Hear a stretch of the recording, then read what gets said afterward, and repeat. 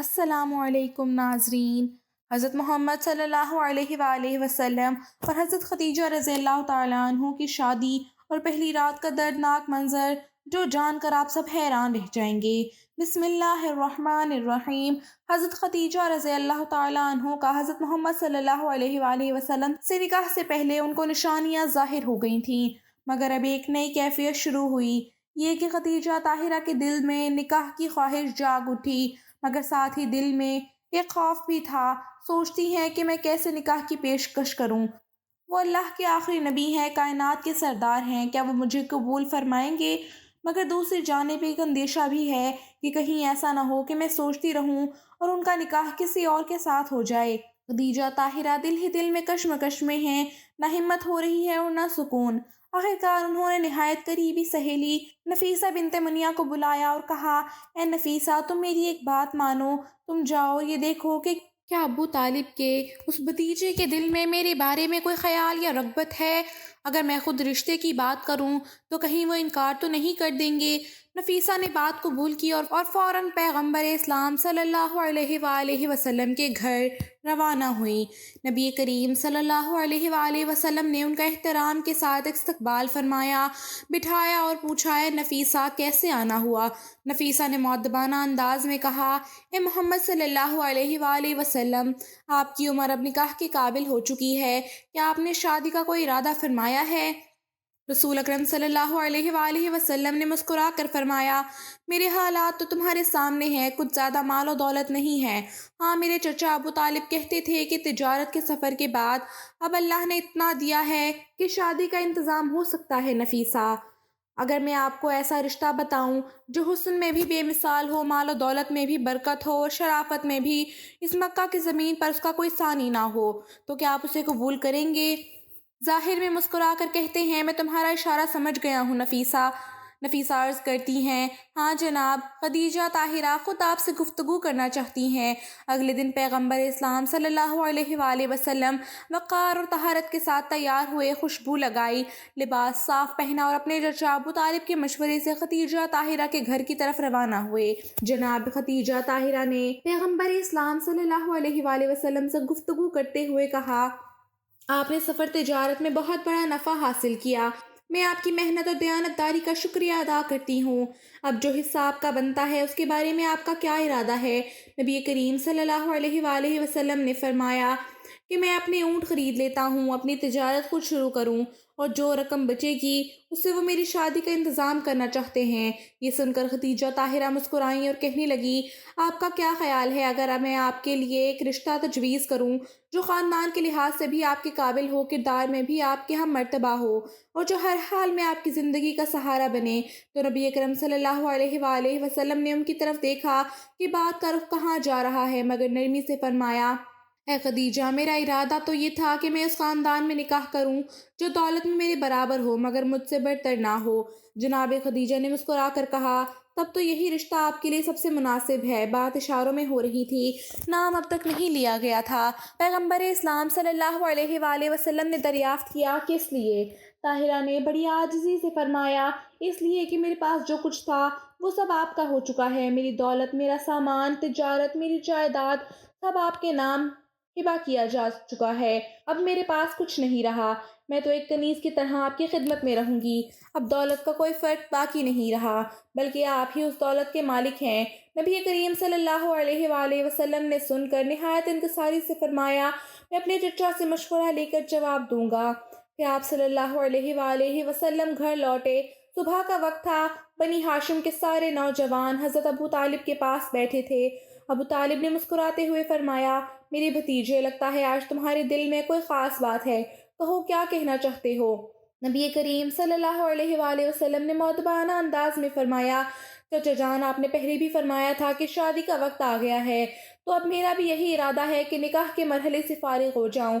جناب خدیجہ طاہرہ کے بھائی کا نکاح صفیہ بنت عبد المطلب سے ہوا تھا، اس اعتبار سے صفیہ رسول اللہ صلی اللہ علیہ وآلہ وسلم کی پھپھو اور حضرت ابو طالب کی بہن تھی، مگر جناب خدیجہ کی بھاوج بھی تھی۔ ایک دن جناب خدیجہ نے دیکھا کہ صفیہ غیر معمولی وقت پر ان کے گھر آ رہی ہیں، فوراً سمجھ گئیں کہ یہ کوئی خاص معاملہ ہے۔ جناب صفیہ نے آتے ہی بات شروع کی، خدیجہ، شادی کے بارے میں تمہارا کیا ارادہ ہے؟ جناب خدیجہ نے بغیر کسی تردد کے جواب دیا، میں نے فیصلہ کر لیا ہے کہ اگر میں شادی کروں گی تو آپ کے محمد بن عبداللہ صلی اللہ علیہ وآلہ وسلم سے کروں گی، اور میں اس کے لیے مکمل طور پر تیار ہوں۔ جناب صفیہ ان کے لہجے سے مطمئن ہو گئیں، یقین کامل ہو گیا کہ معاملہ طے ہے، اور فوراً پلٹ کر اپنے بھائی حضرت ابو طالب کے پاس آئیں اور کہا، بھائی معاملہ طے ہو گیا ہے، خدیجہ راضی ہے، تم جو بھی انتظام کرو وہ تمہارے ساتھ ہے۔ بہن کی بات سن کر ابو طالب خوش ہوئے، تیاریاں مکمل کی اور پیغمبر اسلام صلی اللہ علیہ وآلہ وسلم کا رشتہ لے کر روانہ ہوئے۔ بنی ہاشم کے نوجوانوں کا قافلہ شان و شوکت سے نکلا۔ ابو طالب کی قیادت میں یہ کارواں جناب خدیجہ کے گھر پہنچا۔ اس وقت جناب خدیجہ کے والد وفات پا چکے تھے۔ ان کے چچا عمر بن اسد قبیلے کے سردار تھے۔ رسمی گفتگو کے بعد حضرت ابو طالب نے نہایت ادب سے رشتہ پیش کیا۔ عمر بن اسد نے نہ تو کوئی گستاخی کی نہ ناراضی دکھائی، لیکن کہا، پہلی بات تو یہ ہے کہ خدیجہ طاہرہ کے معاملے میں دخل نہیں دیتا، وہ خود مختار خاتون ہے، اپنا فیصلہ خود کر سکتی ہے۔ لیکن آپ کے رشتے کو سننے کے بعد میں پہلے ہی کہہ سکتا ہوں کہ خدیجہ کبھی اس پر راضی نہیں ہوں گی۔ بڑے بڑے سرداروں کے رشتے اس نے ٹھکرا دیے، بادشاہوں کے رشتے رد کر دیے، پھر وہ یہ رشتہ کیسے قبول کرے گی؟ اس لیے میں یہ رشتہ مسترد کرتا ہوں، کیونکہ مجھے خدیجہ کی مرضی معلوم ہے۔ جناب ابو طالب کے لیے یہ جملہ غیرت کو بھڑکانے کے لیے کافی تھا۔ غیرت جوش میں آ گئی، وہ غصے اور دکھ کے عالم میں اٹھے۔ قافلہ واپس لوٹ آیا، گھر پہنچ کر خاموش بیٹھ گئے۔ ادھر جناب خدیجہ تک خبر پہنچی کہ بنو ہاشم کا قافلہ رشتہ پیش کرنے آیا اور خالی ہاتھ واپس چلا گیا۔ خدیجہ طاہرہ یہ سن کر سخت پریشان ہو گئیں۔ دل میں افسوس ہوا کہ یہ کیا ہو گیا، سارا معاملہ تو بگڑ گیا۔ اتنا صاف انکار میرے چچا کی جانب سے ہو گیا کہ اب اس کے بعد اگر جناب خدیجہ اپنی رائے بھی دیں تو بھی چچا کا معاملہ نازک ہے۔ چچا نے ایک بار انکار کر دیا ہے، اب اگر خدیجہ اس کی مخالفت کریں گی تو وہ اپنی توہین سمجھیں گے۔ اگرچہ خدیجہ طاہرہ خود مختار خاتون ہے، مگر خود مختاری کا مطلب یہ نہیں کہ بزرگوں کی عزت پامال کی جائے۔ پھر خاندان بنو ہاشم اتنے احترام کے ساتھ حضرت ابو طالب کی قیادت میں آیا اور انکار اسی دروازے سے ہوا، تو اب دوبارہ وہ واپس نہیں آئیں گے، کیونکہ یہ غیرت کے خلاف ہوا۔ اب سمجھ میں نہیں آ رہا کہ اس مسئلے کو کیسے سلجھایا جائے۔ ذہن نے خیال دیا کہ اس وقت ایک ہی شخص ہے جو اس معاملے کو سنبھال سکتا ہے۔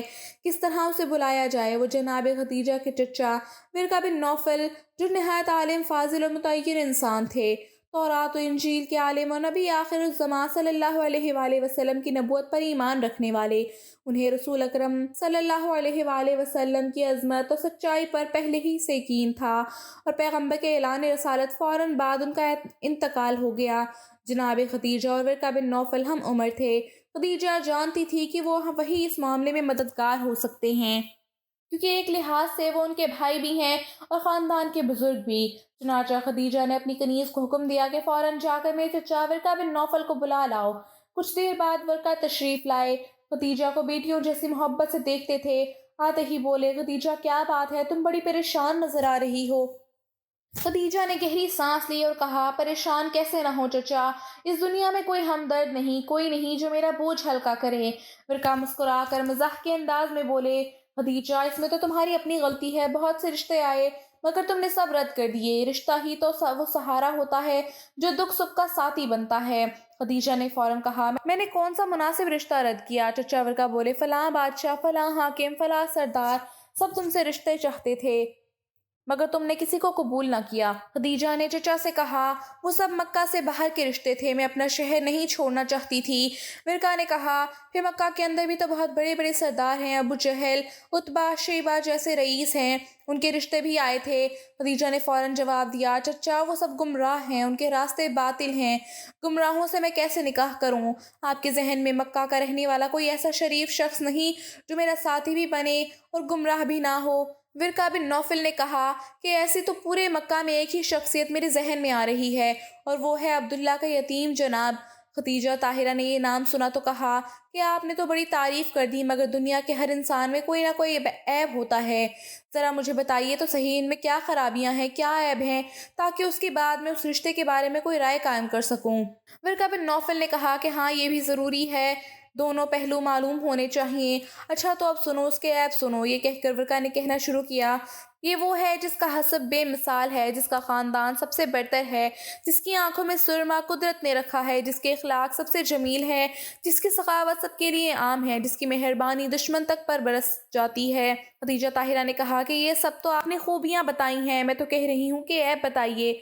ورقہ بولے کہ ہاں سنو، یہ وہ ہے جس کا باطن اس سے بہتر ہے، یہ وہ ہے کہ کائنات میں اس سے افضل کوئی نہیں، یہ وہ ہے جس کے خاندان کی مثال نہیں، یہ وہ ہے جس کی شخصیت کی نظیر نہیں۔ خدیجہ کہتی ہیں چچا یہ تو سب تعریفیں ہیں، میں تو کہہ رہی ہوں کہ عیب گنوائیے۔ ورقہ مسکرا کر بولے کہ اچھا اب اس کے عیب بھی سنو، یہ وہ ہے جس کا چہرہ چاند کی مانند روشن ہے، جس کی پیشانی ستاروں سے زیادہ چمکتی ہے، جس کی خوشبو مشک و عنبر سے زیادہ ہے، جس کا کلام سے زیادہ شیریں ہے، جب وہ چلتا ہے تو یوں لگتا ہے جیسے 14ویں کا چاند زمین پر چل رہا ہو۔ خدیجہ حیران ہو کر کہتی ہیں کہ یہ سب تو فضائل ہیں، میں تو پوچھ رہی ہوں کہ کوئی عیب بتائیے۔ ورقہ بن نوفل نے ہنس کر کہا کہ خدیجہ اس کا عیب کون گنوائے جس میں کوئی عیب ہی نہیں، جو سر سے لے کر پاؤں تک فضیلت و کمال کا مجسمہ ہے، جو خلق خدا میں سب سے برتر اور سب سے افضل ہے۔ جناب خدیجہ نے کہا کہ جب ایسی کیفیت ہے کہ آپ جیسے تورات بھی اس شخصیت کو بے عیب قرار دے رہے ہیں، تو پھر میرے لیے اب کسی اور رشتے کا تصور ممکن نہیں۔ اب میں چاہتی ہوں کہ آپ کسی طرح اس معاملے کو انجام تک پہنچا دیں۔ ورقہ بن نوفل نے کہا خدیجہ یہ معاملہ ایسا نہیں کہ میں بس دیکھ کر ہاتھ پر ہاتھ رکھ دوں، میری بھی ایک شرط ہے، مجھے بھی کچھ چاہیے۔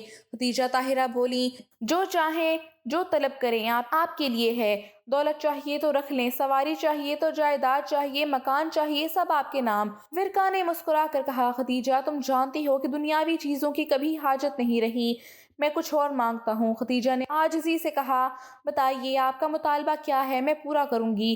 ورقہ نے کہا سنو خدیجہ، مجھے معلوم ہے کہ تمہارا شوہر وہ ہوگا جو قیامت کے دن بہتوں کی شفاعت کرے گا، اس غور سے آج میرا بدن کانپ اٹھتا ہے۔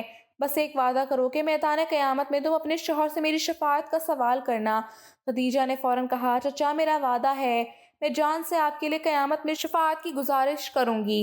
ورقہ نے خوش ہو کر کہا آپ بتاؤ، میں دل و جان سے اس رشتے کو تیاری میں لگا دوں، مسئلہ کیا ہے، کیوں پریشان ہو؟ خدیجہ نے عرض کیا کہ مسئلہ یہ ہے کہ ایک طرف میرے چچا نے انکار کر دیا اور دوسری طرف ابو طالب بنو ہاشم کا قافلہ لے کر آیا تھا، مگر ابو طالب کو دروازے سے معروف کر دیا گیا۔ میں سمجھ نہیں پا رہی کہ کیا کروں، اگر میں آگے بڑھوں تو خاندان کی غیرت مجھ پر پڑے گی۔ ورقہ نے پرعزم کہا ٹھہرو، اس مسئلے کو میں سلجھاتا ہوں۔ وہ اٹھا اور پہلے عمر بن اسد کے پاس گیا جو بنو ہاشم کے ایک بڑے سردار اور خدیجہ کے رشتہ دار تھے۔ ورقہ نے سخت لہجے میں کہا اے عمر تم نے کیا کر دیا، خدیجہ کے لیے آنے والا رشتہ واپس بھیج دیا اور بنو ہاشم کو ذلیل کر دیا؟ کیا تم نہیں سمجھتے کہ اگر بنو ہاشم کا غرور مجروح ہوا اور وہ تلواریں اٹھا لے تو پورے مکہ میں ہمارا کوئی حامی رہے گا؟ تم ابو طالب کے ساتھ آئے ہو، لوگوں کو تمہارے دروازے پر لوٹایا گیا، تم نے ابو طالب کے ساتھ آئے ہوئے لوگوں کو دروازے سے لوٹایا، کیا تم نے نتائج پر غور کیا؟ اگر یہ لوگ ہمارے خلاف ہو گئے تو ہماری عزت، دولت اور اقتدار سب مسائل میں پھنس جائیں گی۔ یہ عمر بن اسد لمحہ بھر کے لیے گھبرا کر بولے میں نے دروازے سے کسی کو نہیں نکالا، بس میں نے یہ کہا تھا کہ خدیجہ کا فیصلہ خود خدیجہ کریں گی۔ ورقہ نے سخت لہجے میں دہرایا تم یہ مت سمجھو کہ یہ معمولی بات ہے، یہ وہ گھر ہے جو ہمارے رشتے، عزت اور قبائلی توازن کا محور ہے۔ اے عمر تمہیں سمجھنا ہوگا کہ ابھی حالات نازک ہیں، تمہارا ایک فیصلہ پوری قوم کا رخ بدل سکتا ہے۔ اب تمہیں پھر سوچنا ہوگا کہ اس مسئلے کو کس طرح سلجھایا جائے، کون ہے جو بنو ہاشم کا رشتہ رد کرے اور تم نے اسے رد کر دیا۔ عمر بن اسد کہتے ہیں کہ دیکھو دو وجوہات تھیں خاندان بنی ہاشم سے، اگر کسی اور کا رشتہ آتا تو شاید میں رد نہ کرتا۔ خاندان بنو ہاشم اپنے خاندان کے ایک یتیم کا رشتہ لے کر آیا تھا، عبداللہ کے یتیم کا۔ یہ یتیم ہے جس کے پاس دنیاوی دولت نہیں ہے، اور ہم لوگ اس سے پہلے اتبا شیبہ اور بہت بڑے بڑے سرداروں کے رشتے کو رد کر چکے ہیں۔ خدیجہ کی وجہ سے اب اگر ان کو اطلاع مل جائے کہ ہمارے رشتوں کو ٹھکرایا گیا تھا اور ایک یتیم کے رشتے کو قبول کیا گیا تو سارا مکہ ہمارے خلاف ہو جائے گا، سب یہ سمجھیں گے کہ ہم نے ان کی توہین کی ہے، اتنے سارے لوگوں کا مقابلہ کون کرے؟ اور دوسری وجہ یہ ہے کہ اگر میں راضی بھی ہو جاتا تو میری بھتیجی خدیجہ کہاں ماننے والی ہے؟ اب عمر بن اسد کے ذہن میں تو وہ تصور نہیں ہے، نہ تو نبوت رسول کا علم ہے، نہ ان کو تورات و انجیل کی پیشن گوئیوں سے کوئی دلچسپی ہے۔ یہ تو ایک عام شخص یہ سمجھ کے بات کر رہے ہیں کہ خدیجہ نے اتنے بڑے بڑے بادشاہوں کے رشتے کو ٹھکرا دیا، مکہ کے سرداروں کے رشتے کو رد کر دیا، تو یہ بھی کہا تیار ہوتی بلکہ وہ مجھ سے ہی ناراض ہو جاتی کہ میرے چچا ہو کر ان کے حق کا خیال نہ کیا۔ ورقہ بن نوفل کہتے ہیں کہ اے عمر بن اسد، یہ تمہیں کیا ہو گیا ہے؟ کیسی باتیں کر رہے ہو؟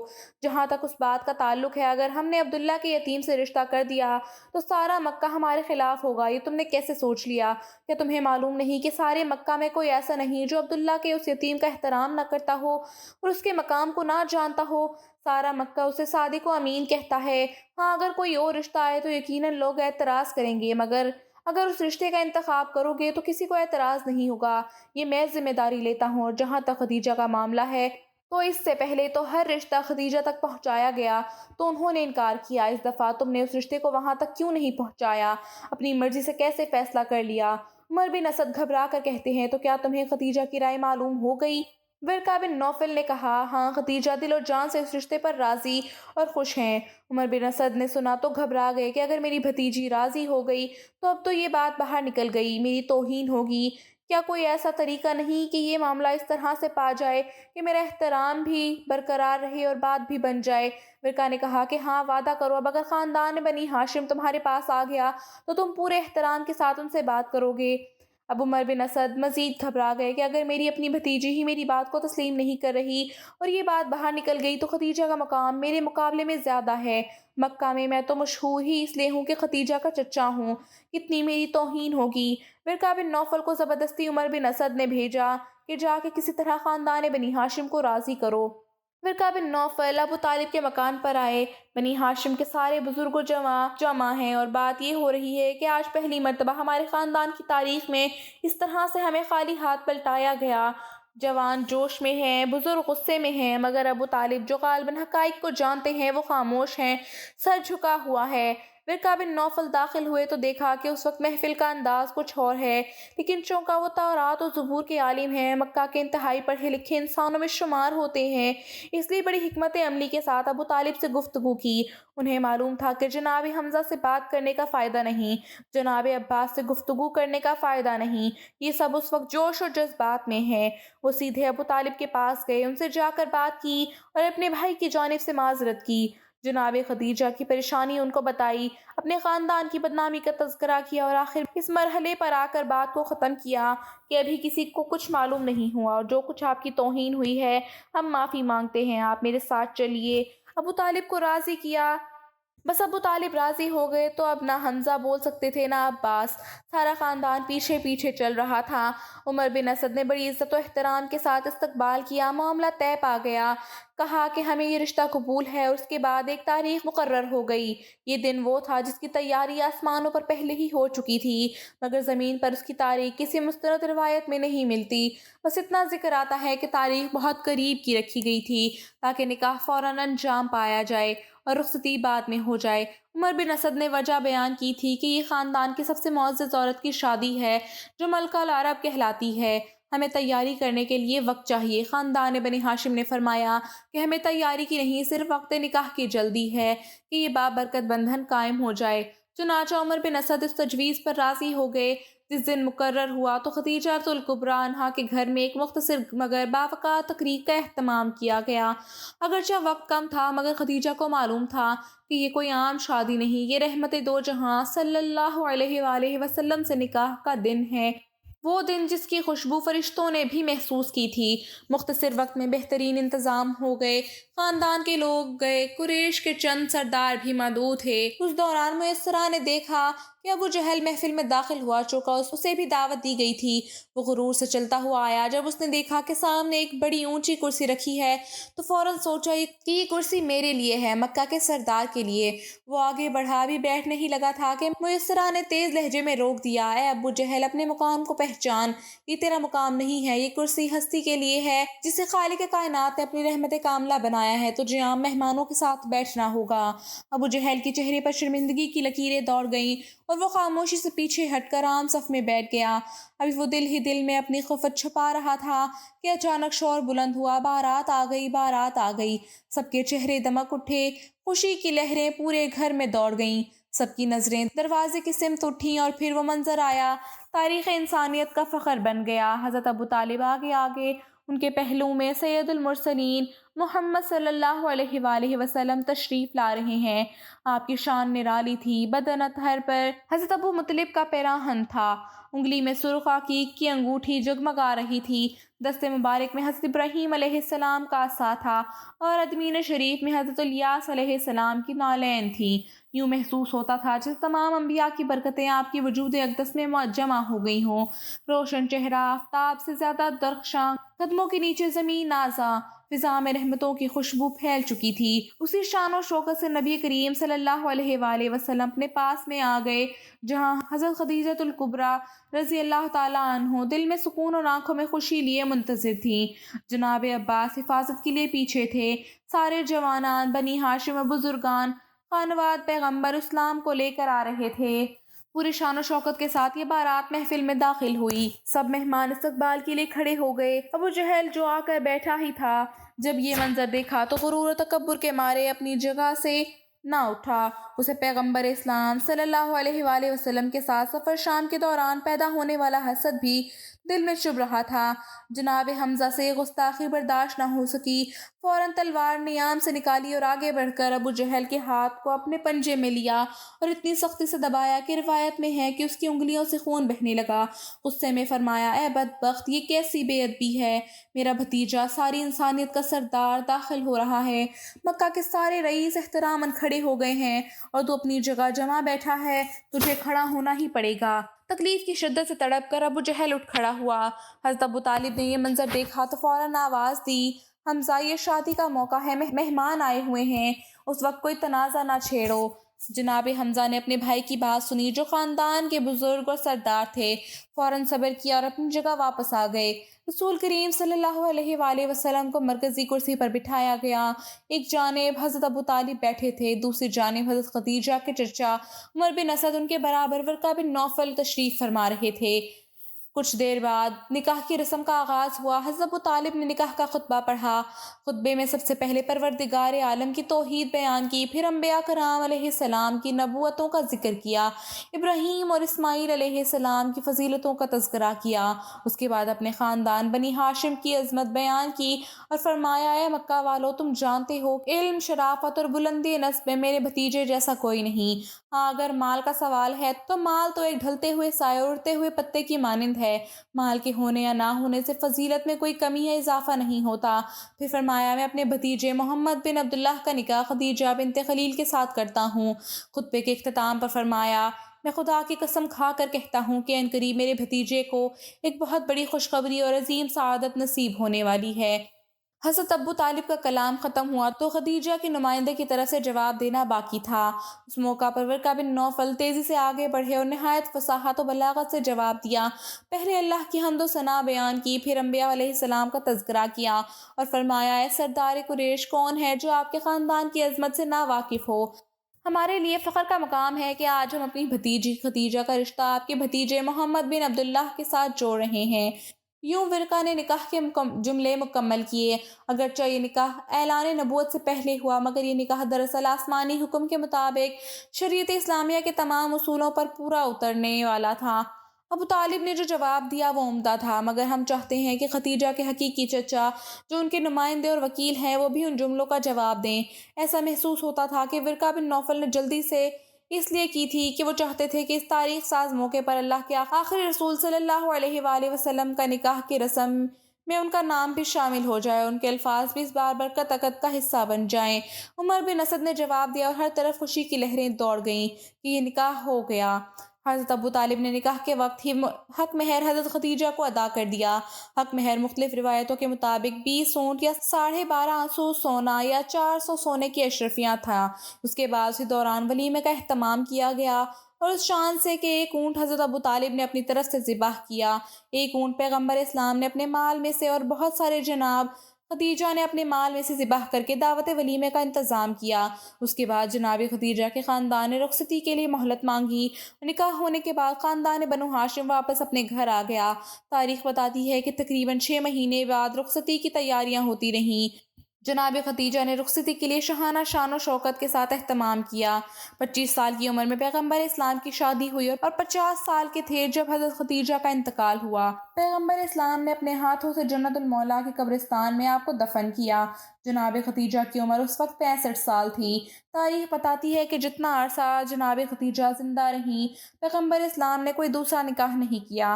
آخر میں صرف اتنا کہوں گی کہ لاکھوں سلام ہوں اس ام المومنین کی عظمت پر جو اتنی دولت کی مالکہ تھی کہ ملک العرب کہلاتی تھی، لیکن اسلام سے شادی کے بعد ساری دولت ان کے سپرد کر دی، اسلام پر خرچ کر دی اور خود اپنی کنیز کی طرح زندگی گزاری۔ حتیٰ کہ جب پیغمبر اسلام غار ہرا میں عبادت کے لیے تشریف لے جایا کرتے تھے تو یہ بی بی مکہ کی سنگلاخ پہاڑیوں پر پیدل چل کر پیغمبر اسلام کے لیے کھانا لے کر جایا کرتی تھیں۔ کہانی کیسی لگی کمنٹ کر کے ضرور بتائیں، اور کمنٹ باکس میں اللہ کے 99 ناموں میں سے کوئی ایک نام ضرور لکھیں۔